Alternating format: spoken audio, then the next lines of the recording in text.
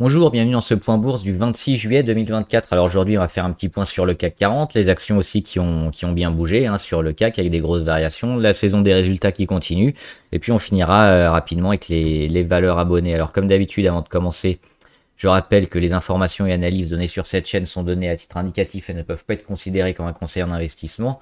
L'investissement en bourse est risqué, vous êtes responsable de tous les investissements que vous faites.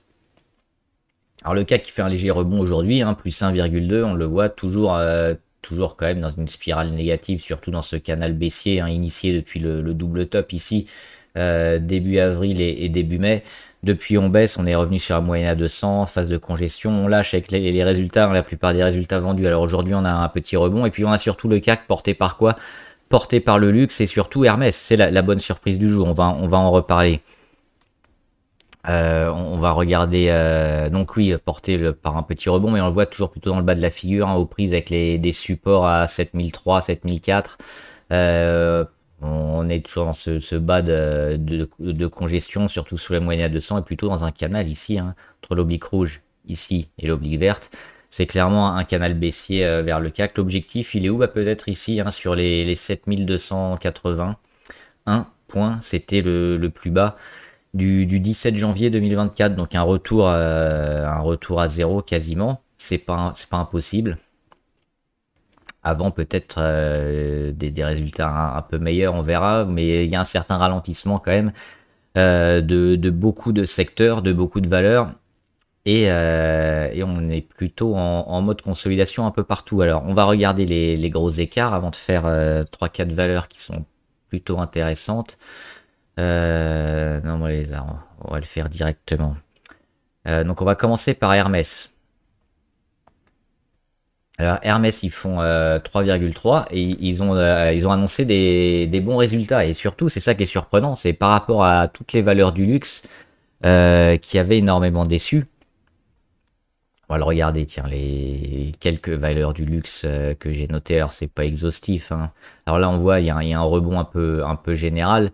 Mais sur Burberry, par exemple, on voit que la configuration elle est très négative. Sur Christian Dior aussi, même si on a un début de rebond aujourd'hui, on est assez mauvais. Ferrari, on va passer rapidement. Kering, c'est pareil, on casse des supports, c'est extrêmement mauvais. L'Oréal, on n'arrive pas à revenir sur les 401. Pour l'instant, le secteur est un peu compliqué. LVMH, c'est la déception. Alors on comble le gap, mais on va vers les 642.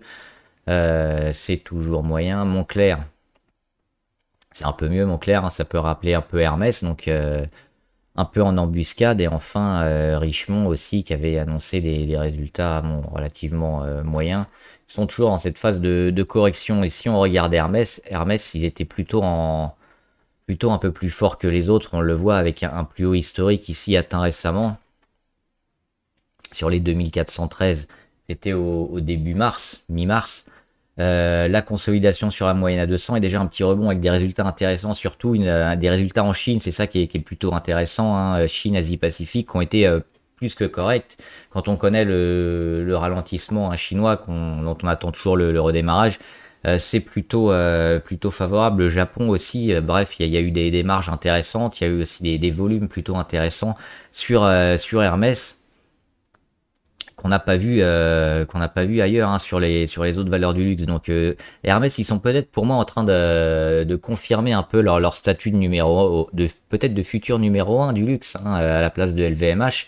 Ils continuent de grimper la capitalisation, même si là ça fond depuis 2 mois, mais on a une zone super intéressante, c'est les 2014 qui font rebond pour le moment, qui font office de support, et donc on peut espérer c'est ce retour vers le haut prochainement sur Hermès, donc plutôt des bons résultats, et puis très intéressant aussi techniquement, si on tient les 2014. Hermès, il devrait pouvoir performer et peut-être tirer une partie du CAC avec lui, parce que alors c'est pas la première pondération, c'est toujours LVMH, mais plus ils vont performer, plus ils vont prendre du poids dans la pondération, et puis petit à petit peut-être tirer une partie du CAC. Il faudra évidemment le reste avec eux, le pétrole aussi, mais pour l'instant c'est une valeur, une des rares valeurs qu'on peut peut-être surveiller particulièrement sur le CAC 40. Alors il y avait également Valourec. Alors Valourec est énorme, énorme journée. Il y a eu des résultats qui sont arrivés qui ont été assez moyens. Parce qu'on a eu une baisse hein, sur beaucoup de secteurs, notamment sur le chiffre d'affaires.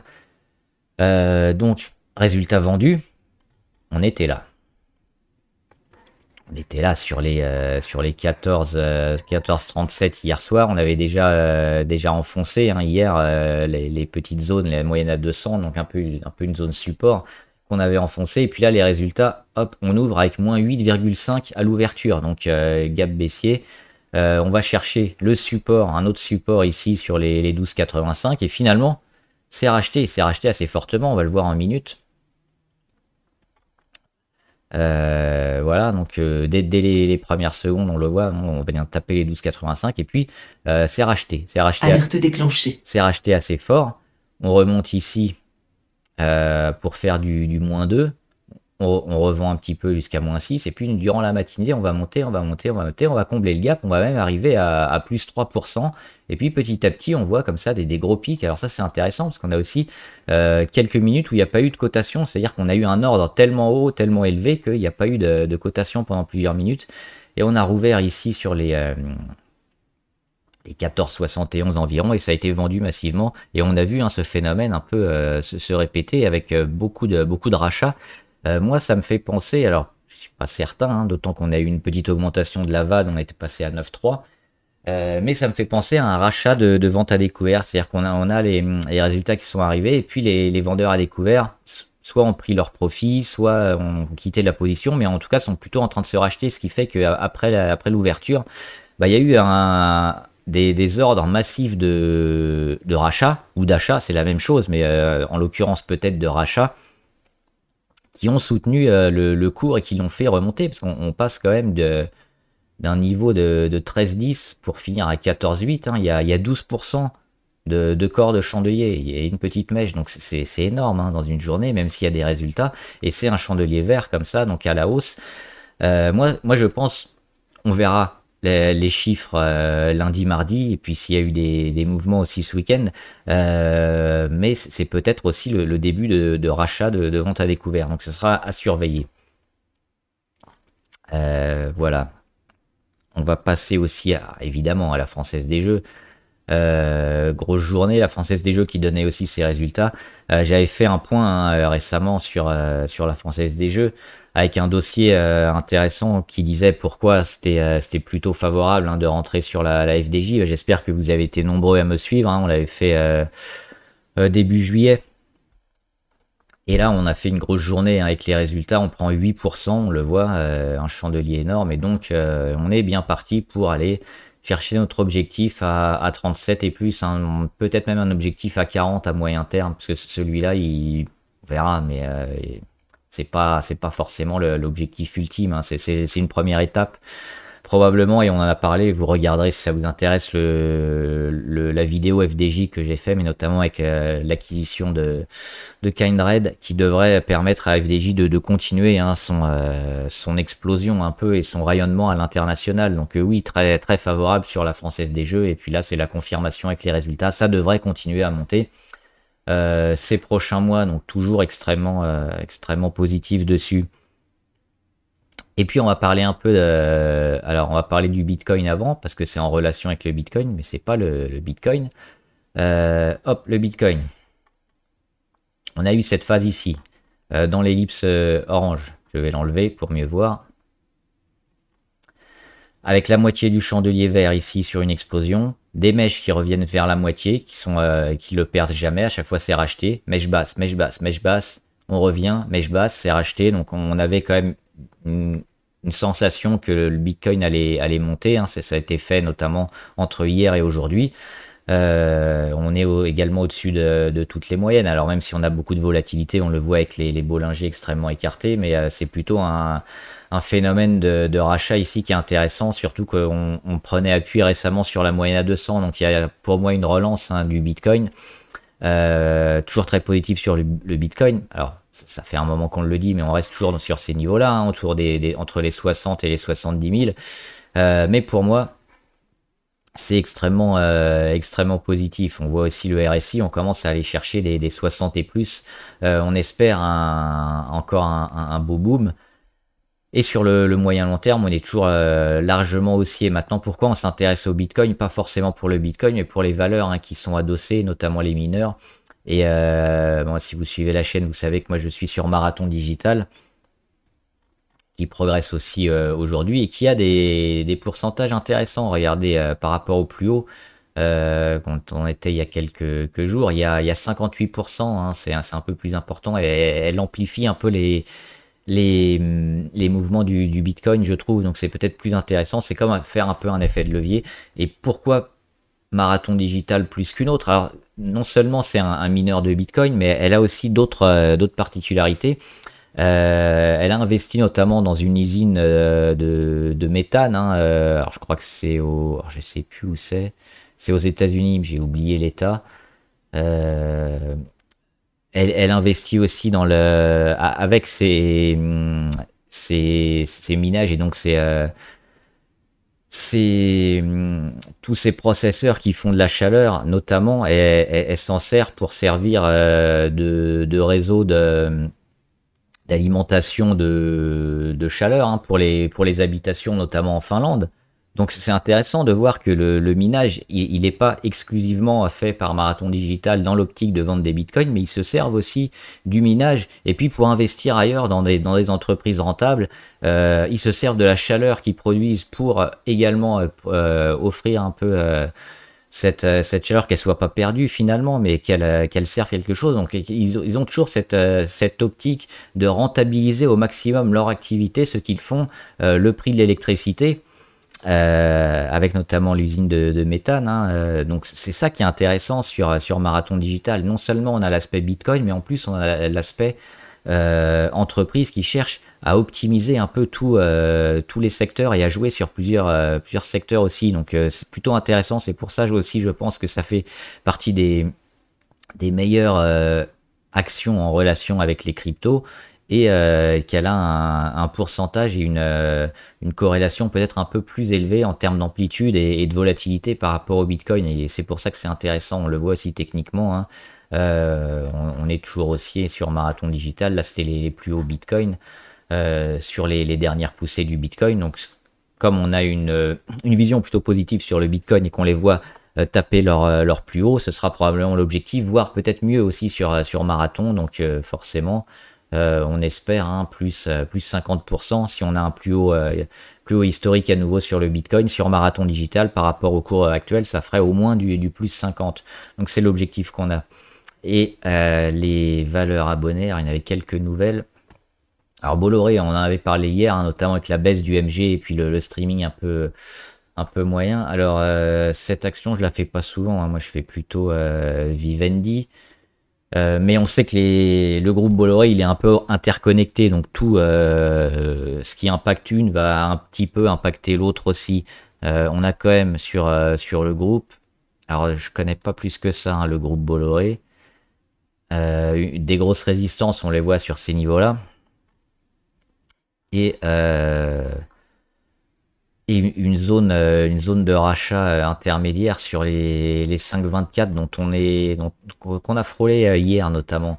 Par contre, il y a un début de canal comme ça baissier. Je pense qu'il faut plutôt attendre et peut-être les retrouver le cours un peu plus bas ici. Parce que là c'est neutre, il n'y a pas grand chose d'autre à faire. Donc quand c'est comme ça, plutôt essayer d'acheter les supports. Costco, Walsall, alors je ne sais plus ce qu'ils faisaient eux. Alors c'est une chaîne de magasins accessible aux particuliers et professionnels sous réserve d'adhésion. Le problème, oui, c'est que c'est avec le ralentissement économique, je suis pas sûr que ce soit le meilleur moment pour investir sur Costco. Du coup, on a également, alors la MACD, on le voit, on était très haut là au début de l'année, mais on a continué à monter, donc plutôt fort, même peut-être pas loin d'une divergence. On a corrigé un petit peu après. Là, on était à nouveau assez haut au mois de juin, et puis on voit par contre la confirmation d'une consolidation beaucoup plus forte qui se met en place, et on l'a eu, et on est en train de la vivre. Donc pour moi, c'est pas un moment idéal. Et oui, s'il y a un PRU ici sur 675, c'est plutôt intéressant de prendre ces bénéfices. Moi, je les aurais pris peut-être ici, hein, sur le chandelier du 18 juillet, par exemple. Même si long terme, on voit que c'est haussier, il y a certainement une phase de conso qui va arriver, en plus avec le contexte économique. Donc oui, moi je préférais partir maintenant, d'autant qu'il y a eu les dividendes là, et souvent, hein, quand il y a eu un détachement de dividendes, alors moins sur les actions américaines puisque c'est tous les 3 mois, mais sur les actions US et beaucoup sur les françaises, hein, on a tendance des fois à partir un peu après ça. Drone Shield RAS, on est toujours dans cette zone-là. Il faut attendre un début de rebond, un début de réaction. Opium, c'est toujours pareil, hein, ça commence à baisser, Opium. Calray, alors Calray, oui, il y a les résultats en septembre, c'est ceux-là qu'il faudra performer et faire exploser le cours, ou même peut-être avant, mais là, ils amplifient un peu le mouvement semi-conducteur et tech qui est à la baisse, mais encore plus. Donc on sait qu'il y a eu des retards de contrats sur Calray. Il y a eu beaucoup d'investissements. On a aussi beaucoup d'attentes et des chiffres d'affaires qui devraient exploser sur Calray. Maintenant, le tout est de savoir si ils vont être capables d'absorber un peu tout ça et de le faire fructifier, parce que le changement de dimension, il est jamais facile, hein, pour une entreprise. Donc Calray, c'est une petite valeur qui a fait des partenariats avec, alors je crois que c'était IBM ou Dell, un des deux, je sais plus, et dernièrement avec ARM. Donc belle valeur, mais elle peine encore à gagner de l'argent. Il faudrait engager plus de monde, peut-être faire quelque chose pour passer à la vitesse supérieure, mais pour l'instant ils sont un peu en retard, donc le marché la sanctionne. Euh, et sous les 30 niveau RSI, on verra, hein, si on commence à rebondir, oui, mais c'est certainement une action moyen terme et on aura plus de billes en septembre pour voir. Alors, Morel et Prom, ça va évidemment jouer avec la confirmation du ralentissement de la croissance, hein. Si la croissance ralentit, on aura certainement une baisse sur beaucoup de valeurs, que ce soit Morel et Prom, que ce soit Total, Esso, etc. Il risque d'y avoir une baisse sur les énergies fossiles. Et donc, Morel et Prom qui sont déjà bien hauts, qu'on fait un double top sur les 6,64. Ça semble pas être le moment idéal. On a. Ah ouais, on a une petite réaction là, c'est hier, pardon, sur la moyenne à 200, mais on n'a pas de tendance très, très marquée pour le moment, hein. Le double échec, on est revenu ici, donc l'objectif c'est peut-être d'aller chercher, ouais, les 5,35 et voir comment on se comporte, mais pour l'instant, oui, c'est assez neutre, hein, sur Morel et Prom. Il faudra me redemander s'il se passe quelque chose, mais pour l'instant, il n'y a pas grand-chose à en dire. MIPS, on l'avait déjà fait. Onto, Innovation, alors eux, ils faisaient quoi? Contrôle d'inspection pour les industries de la fabrication de semi-conducteurs. Donc forcément, oui, le secteur est un peu à la peine. Bah ça prend ses bénéfices, forcément. On est monté assez haut, assez fort. On le voit avec des zones bien marquées sur lesquelles on reviendra peut-être, hein. Alors les 106, peut-être pas, mais les 169, ça semble intéressant, hein. On a buté pas mal de fois.